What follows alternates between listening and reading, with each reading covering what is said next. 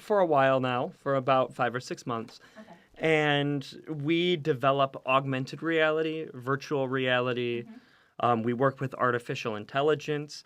So we use all of these technologies, but our development purpose is to make sure that we are using those technologies to help people. Very And so a lot of what we do is building products for education and for training. More recently, we've even been building some things for marketing as well. That's wonderful.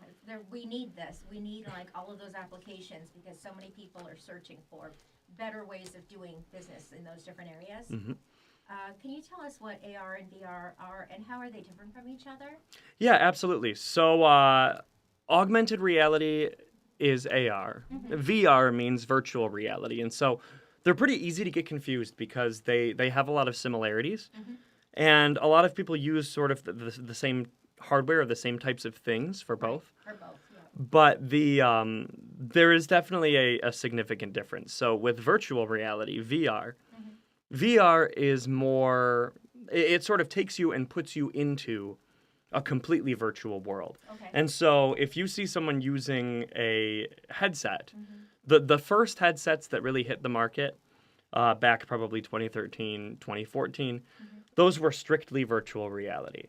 Okay. So things like the original HTC Vive, the original Rift, the Oculus Rift. Yep.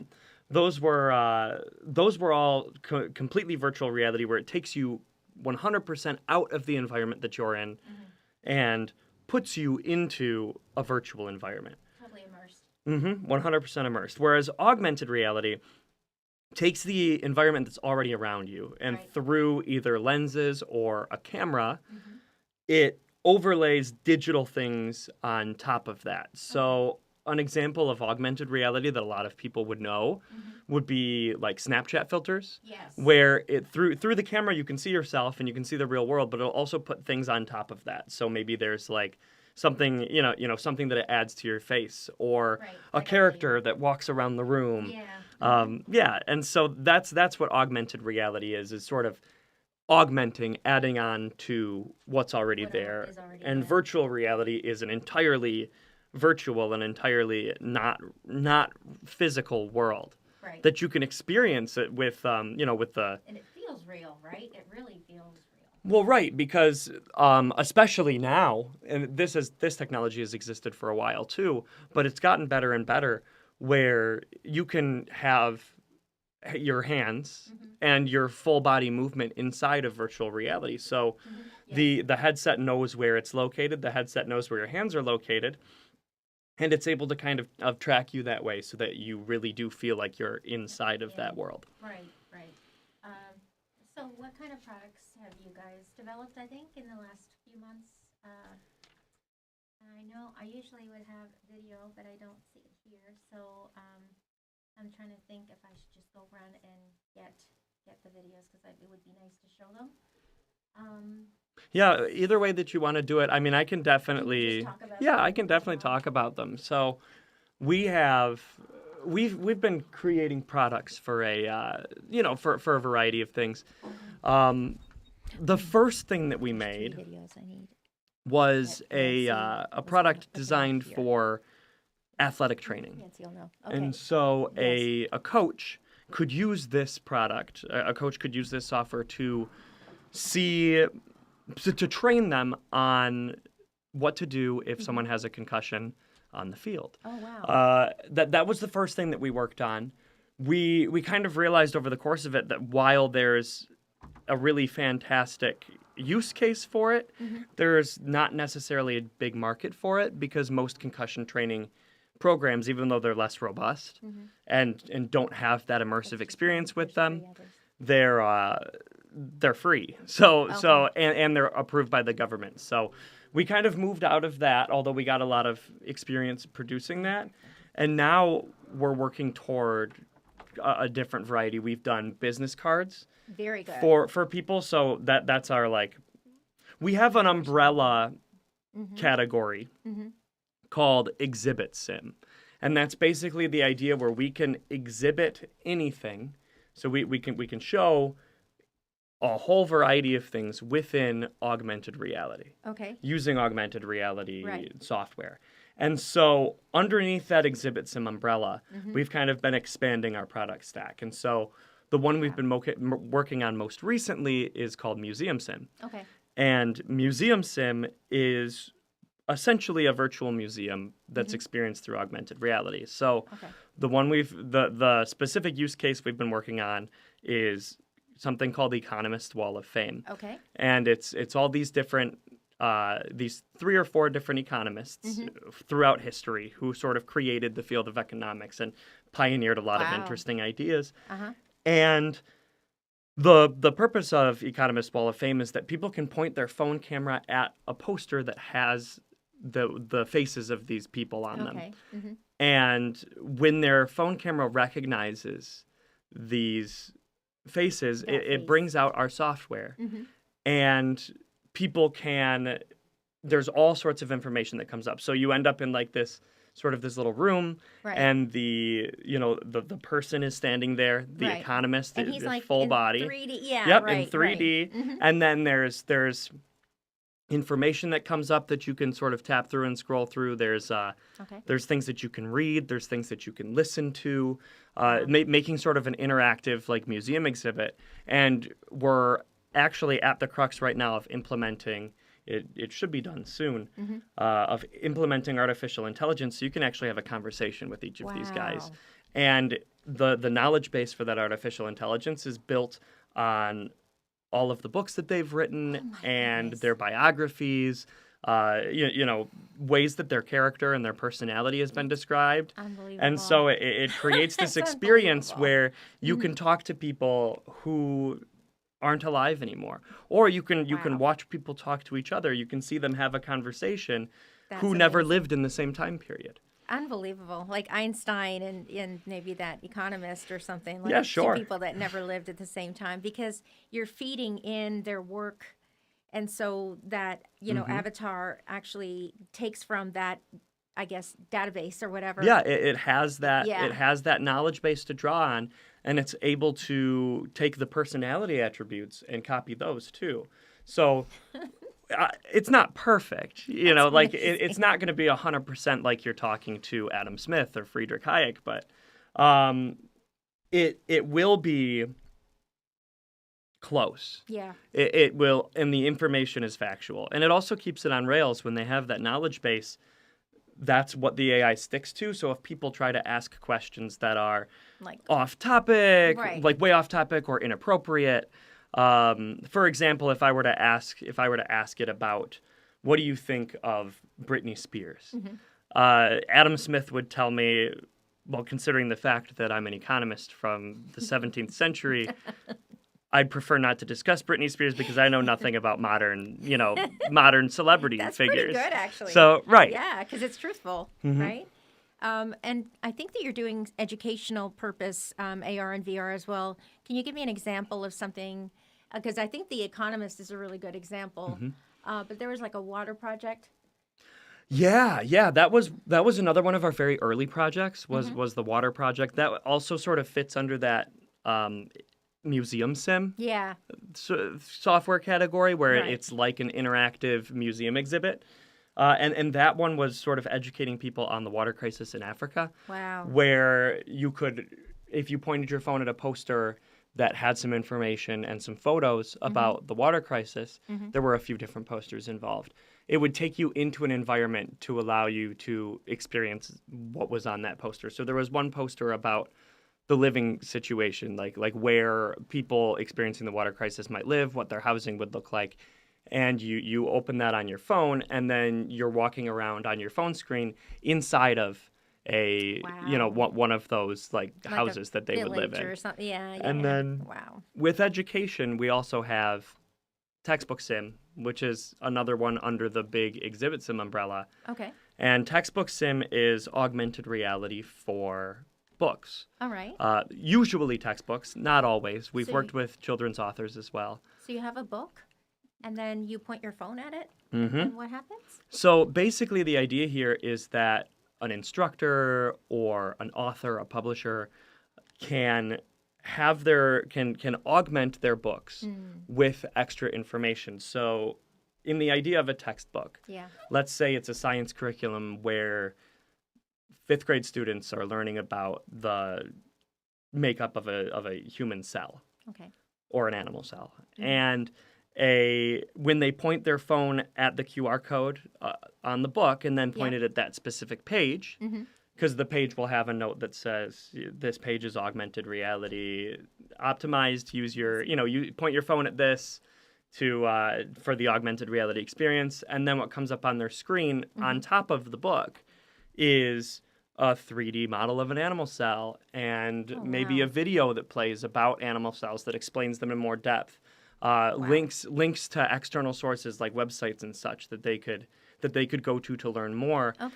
Basically taking that standard textbook reading experience and making it visual, making it auditory, giving it interactive so it can even be kinesthetic, where there's you can manipulate that 3D animal cell and sort of zoom in and out on it and look at it. Just sort of adding to the learning outcomes and the abilities that textbooks have. That's extraordinary. Wow. Yeah, the implications for education, I think, are just almost unlimited. It's unbelievable. So we have your information. I'm trying to think. I want to make sure that I have I had them put in your information, but I think, let me just see. I don't know if, we'll say it at the end then. So if people are watching the show, what I'll do is I'll attach the videos to kind of the end of this so that everyone can see what we're talking about. I think that'd be great. And we've actually recorded since the videos that I sent you, we have improved a lot of those products. Oh, wow. And so we have some videos that are I would love that. more indicative of where we're at now. Very good. So I can definitely send those to you. That's perfect. And you can post those because we've made quite a bit of progress on a lot of the things since you've seen it last. That's it. So maybe it's kind of meant to be that, we can add the most current, in a way, videos, right? And then so people can also understand what we're talking about. Because we're trying to explain it, but it really is powerful to see the video because the way you guys shoot it, you show the phone and what's on the screen of the phone. And then you can tell that, like, say it's pointing at your business card, you can see that on your phone, there's like a little image of you and you're kind of, dancing and you're just sort of like in a, in a kind of a tea garden or whatever. And then all of your social media are kind of in front of you. And you can put behind you, you can have you in like a Japanese tea garden or like on top of a mountain or whatever. And it's so much more than just this physical card, right? And so I'd love to show that to everyone. But yeah, like we'll totally attach what you'd like to send here. And what I do have is the avatar video that it was incredible. I'm excited about this. So let's show that. And then we can talk about it a little bit. Yeah, sounds good to me. Just do a little bit. Here is my demo of Sue Hanley's AI program. So as you can see, Sue is here in the studio. And she looks mostly like her actual real counterpart. And she can have full conversations. Tell me about yourself. Hi there. I'm Sue Hanley, the host of Fireside Chats on the CMN-TV cable network in Troy, Michigan. I'm passionate about television and film, and I'm also interested in technology and philosophy. I recently started recording live play Dungeons and Dragons sessions as an offshoot of my interview show, and I'm hoping to gain popularity on YouTube as well as through cable television. Sue, what is your favorite thing to do? My favorite thing to do is to host my show, Fireside Chats. I love talking to interesting and unique guests and learning about their stories. I also enjoy playing Dungeons and Dragons with my friends, and I'm excited to be able to share that with a wider audience.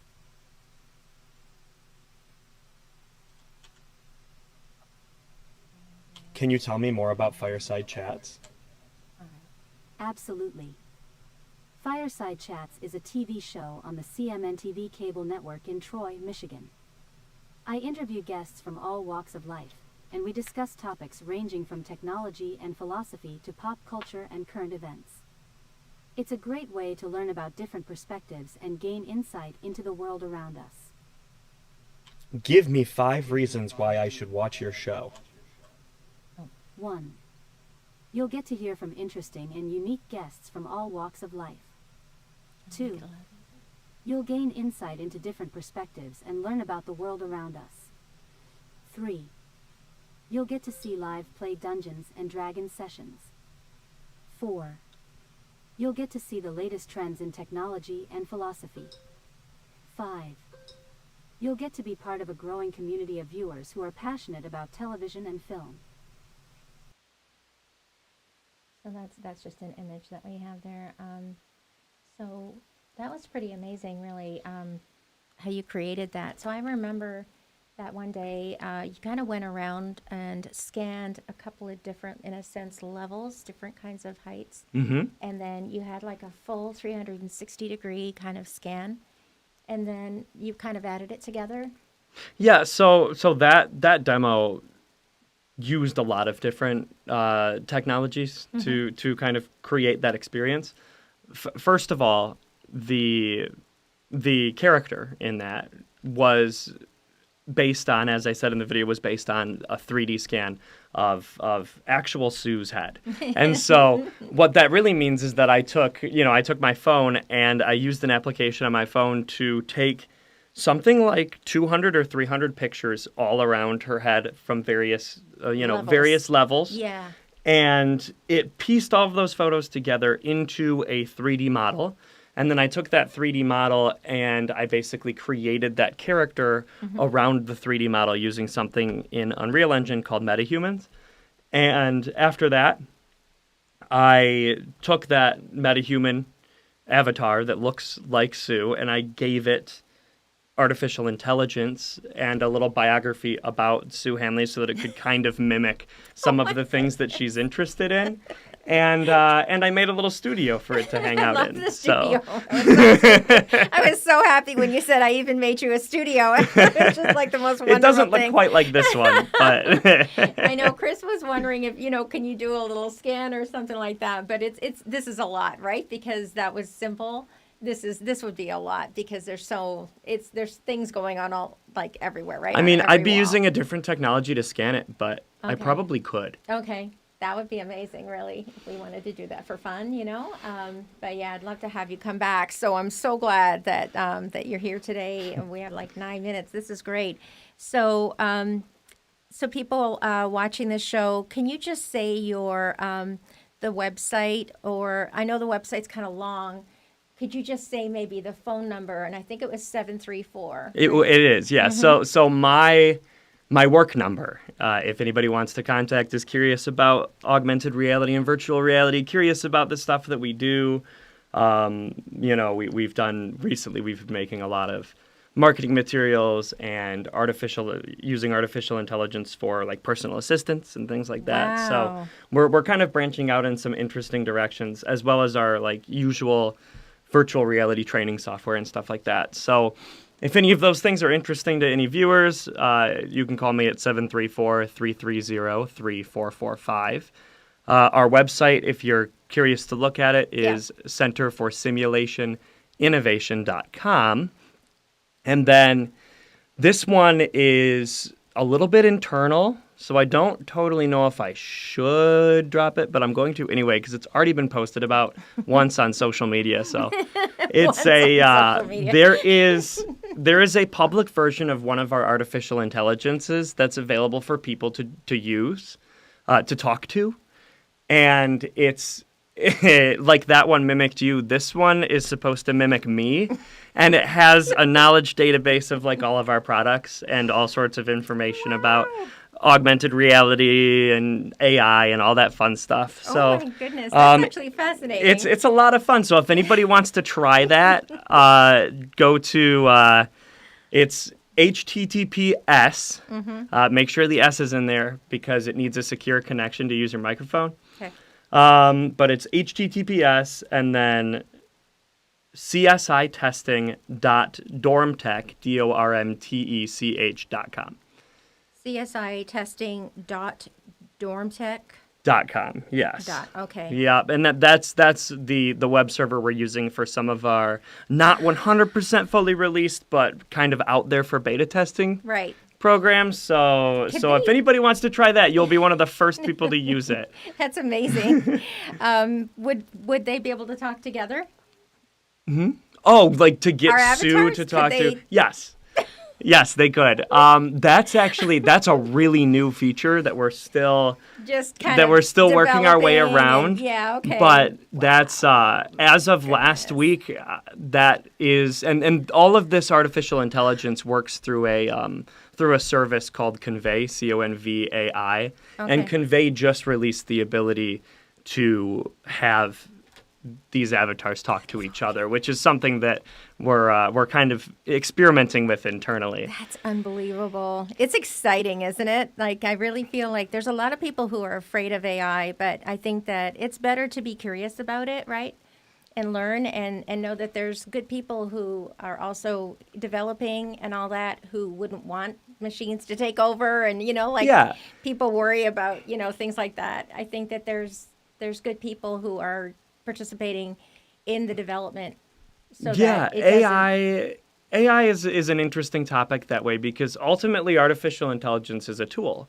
Kind of like how the internet is a tool that's been used both for wonderful, amazing things and some pretty terrible things. Right. AI is shaping up to be about the same in that regard. And so I think there are some fears about artificial intelligence that are valid, but there's equally as much ability to get excited about the things that it can make easier. Absolutely. It doesn't have to replace our creative process.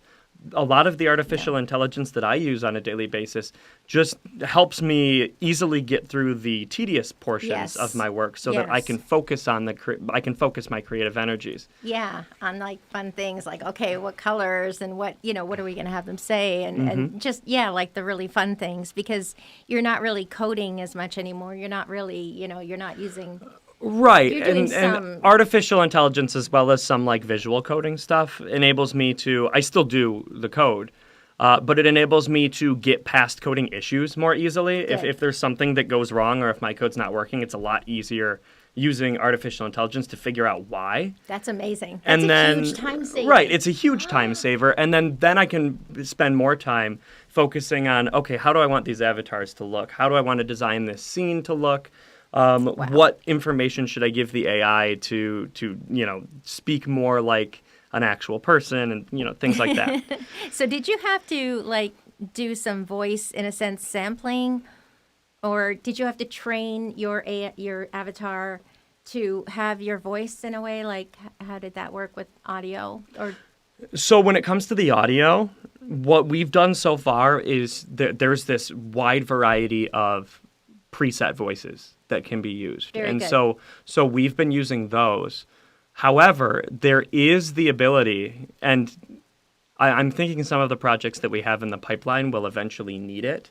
There is the ability to use voice cloning, where you take someone's voice and if they'll speak certain sentences for a certain amount of time to give the computer an idea of what their voice sounds like, and it can add that voice to the characters.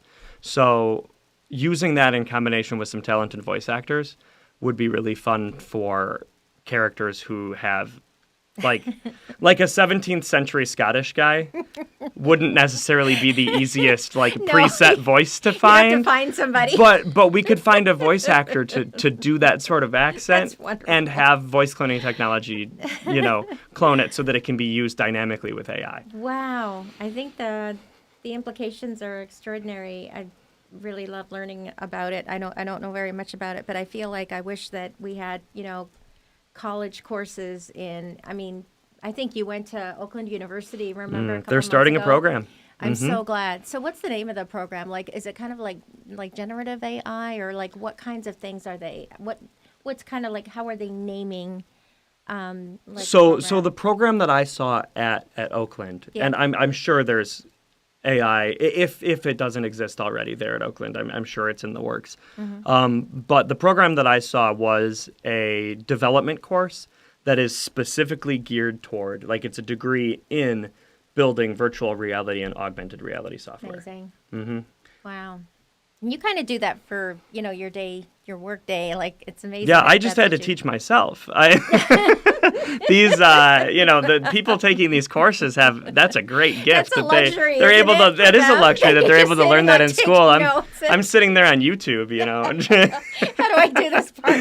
Because you can't call a friend. I mean, who are you going to call and say, "Hey, listen, can you help me through this bit? I can't get past Yeah, it." our I can Oh, call God. Chris, one of our co-founders. He's learning the same things. That's amazing. So Thank God we for work Chris. together to figure it out. But it's there's actually a pretty good community of people. A lot of them just as like personal projects, things that they enjoy doing, developing in VR and AR using artificial intelligence. Wow. Lots of game developers are starting to really latch onto these technologies. And so there's a lot of forums where I can talk to people like that. And maybe some of them have tried something that I'm working on and Wow. gotten it to work. So And it's amazing because you're like Mm-hmm. welcoming their help and their insights and, hey, have you tried this or whatever? And then you're like, oh my gosh, yeah, Yep. that could work. yeah, and then sometimes I'll post about if I see someone having a problem that I've figured out already or that I've been through, then I'll post about, hey, here's how I figured it out. Oh, So that's awesome. there's the development community is really cool. So it's glad. it's a huge blessing because I'd be lost without it.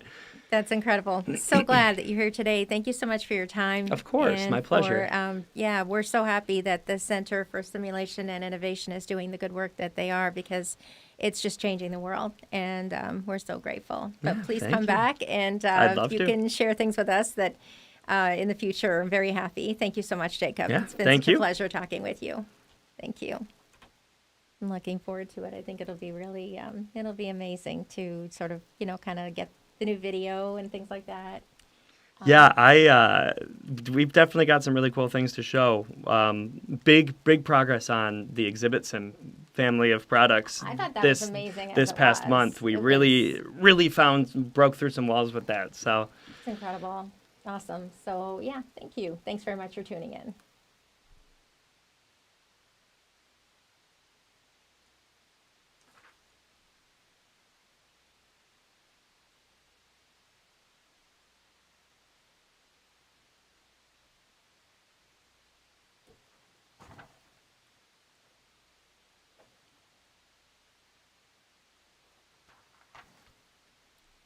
I think we're probably okay.